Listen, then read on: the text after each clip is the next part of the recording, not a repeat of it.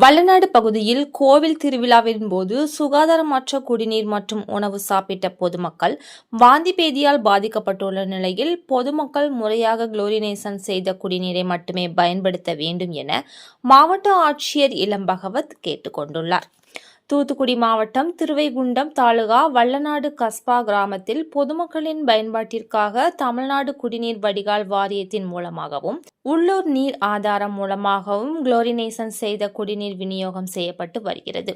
இந்நிலையில் சில நாட்களுக்கு முன்பு கஸ்பா கிராமத்தில் தம்பிராட்டி அம்மன் கோவில் திருவிழா நடைபெற்றது. திருவிழாவில் கலந்து கொண்ட மக்களில் ஒரு சிலர் தமிழ்நாடு குடிநீர் வடிகால் வாரியத்தின் மூலமாகவும் உள்ளூர் நீர் ஆதாரம் மூலமாகவும் குளோரினேஷன் செய்து விநியோகம் செய்யப்படும் குடிநீரை பயன்படுத்தாமல் அங்குள்ள குளத்து நீரை பயன்படுத்தியதாகவும் திருவிழாவின் போது மீதம் இருந்த ஆட்டிறைச்சியினை சிலர் உட்கொண்டதாகவும் தெரிய வருகிறது.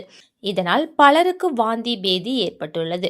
இதில் பாதிக்கப்பட்ட 8 பேர் திருநெல்வேலி தனியார் மருத்துவமனையில் சிகிச்சை பெற்று வந்த நிலையில் 3 பேர் புறநோயாளிகளாக சிகிச்சை பெற்று வீடு திரும்பியுள்ளனர். மேலும் சிகிச்சை பெற்று வருபவர்களின் உடல்நிலை சீராக உள்ளதாக மருத்துவர்கள் தெரிவித்தனர்.